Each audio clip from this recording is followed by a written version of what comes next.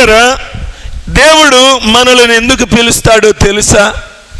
అందరినీ సేవ చేయమని పిలవడు. పూర్తి కాలం నా సేవలోనే ఉండు అని పిలవడు ప్రియులరా. అందరినీ పరిచర్య చేయి, దైవజనుల దగ్గర సహాయకరంగా ఉండు అని అందరికీ ఆ పిలుపు ఇవ్వడు ప్రియులరా. కానీ అందరినీ మాత్రం ఒకదాని కోసం ఖచ్చితంగా పిలిచాడు. దేనికో తెలుసా? శిష్యులుగా ఉండటానికి పిలిచాడు.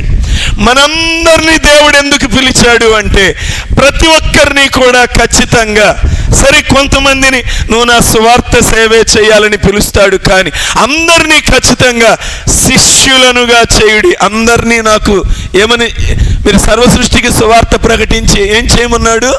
శిష్యులుగా మార్చండి. అది దేవుని పిలుపు.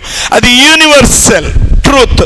అది ప్రపంచవ్యాప్తంగా అందరి పట్ల ఆయన కలిగినటువంటిది.